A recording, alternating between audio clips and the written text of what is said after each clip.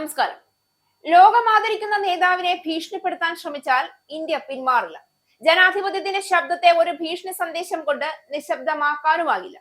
ഇന്ത്യയുടെ പ്രധാനമന്ത്രി നരേന്ദ്രമോദിയുടെ ഓസ്ട്രേലിയൻ സന്ദർശനത്തിന് മുന്നോടിയായി ഉയർന്ന വധഭീഷണി ലോക ശ്രദ്ധ നേടിയിരിക്കുകയാണ്. എന്നാൽ ഒരു കാര്യം വ്യക്തമാണ്, ഇന്ത്യയുടെ ഉയർന്നു വരുന്ന ആഗോള സ്വാധീനത്തെയും പ്രധാനമന്ത്രി മോദിയുടെ അന്താരാഷ്ട്ര അംഗീകാരത്തെയും ഇത്തരം ഭീഷണികൾക്ക് തടയാനാവില്ല. പ്രധാനമന്ത്രി നരേന്ദ്രമോദിയുടെ ഓസ്ട്രേലിയൻ സന്ദർശനത്തിന് മുന്നോടിയായി അദ്ദേഹത്തിനു നേരെ വധഭീഷണി ഉയർന്ന സംഭവത്തിൽ ഭീഷണിയുടെ ഉറവിടം കണ്ടെത്തിയതായി ഓസ്ട്രേലിയൻ ഫെഡറൽ പോലീസ് അറിയിച്ചിട്ടുണ്ട്. ഇന്ത്യയുടെ പ്രധാനമന്ത്രി നരേന്ദ്രമോദിയുടെ ഓസ്ട്രേലിയൻ സന്ദർശനത്തിന് മണിക്കൂറുകൾ മാത്രം ബാക്കി നിൽക്കെയാണ് സമൂഹ മാധ്യമത്തിലൂടെ വധഭീഷണി ഉയർന്നത്. സംഭവം ശ്രദ്ധയിൽപ്പെട്ട ഉടൻ ഓസ്ട്രേലിയൻ ഫെഡറൽ പോലീസ് അതിവേഗ അന്വേഷണം ആരംഭിക്കുകയും സംശയിക്കപ്പെടുന്ന വ്യക്തിയെ കണ്ടെത്തി നിയമ നടപടികൾ സ്വീകരിക്കുകയും ചെയ്തു. പ്രധാനമന്ത്രിയുടെ സുരക്ഷയ്ക്ക് അടിയന്തര ഭീഷണി ഇല്ല എന്ന് ഓസ്ട്രേലിയൻ അധികൃതർ പിന്നീട് വ്യക്തമാക്കുകയും ചെയ്തു. സംഭവത്തിന് പിന്നിൽ പ്രവർത്തിച്ച യുവാവിനെ തിരിച്ചറിഞ്ഞെന്നും ഇയാൾക്ക് ഔദ്യോഗികമായി താക്കീത് നൽകിയെന്നും പോലീസ് അറിയിച്ചിട്ടുണ്ട്. ഇയാളുടെ പേര് വിവരങ്ങൾ പുറത്തുവിട്ടിട്ടില്ല. അന്താരാഷ്ട്ര നേതാക്കൾക്കും മറ്റു ഉന്നത ഉദ്യോഗസ്ഥർക്കും എതിരെ ഉയരുന്ന ഭീഷണികളെ അതീവ ഗൗരവത്തോടെയാണ് തങ്ങൾ കാണുന്നതെന്ന് പോലീസ് വ്യക്തമാക്കി. നിലവിൽ സമൂഹത്തിനോ പൊതുസുരക്ഷയ്ക്കോ യാതൊരുവിധ അപകട സാധ്യതയുമില്ല എന്ന് ഉറപ്പുവരുത്തിയിട്ടുണ്ടെന്നും പോലീസ് അറിയിച്ചു.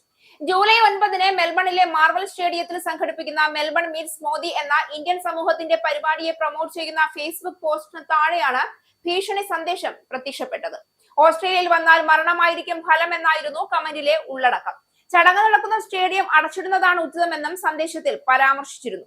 ഭീഷണി സന്ദേശം ശ്രദ്ധയിൽപ്പെട്ട അധികൃതർ ഇത് പോലീസിനെ അറിയിക്കുകയായിരുന്നു.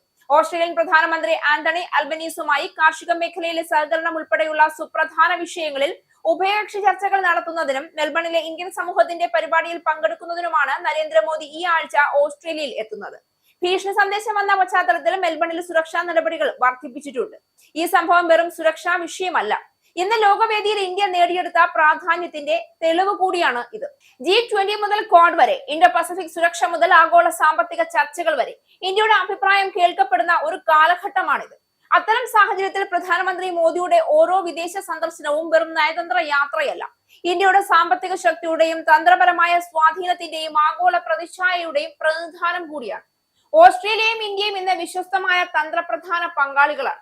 പ്രതിരോധ സഹകരണം, വ്യാപാരം, വിദ്യാഭ്യാസം, സാങ്കേതിക വിദ്യ, ഇൻഡോ പസഫിക് മേഖലയിലെ സുരക്ഷ തുടങ്ങിയ മേഖലകളിൽ ഇരു രാജ്യങ്ങളും ശക്തമായ ബന്ധം കെട്ടിപ്പടുക്കുകയാണ്.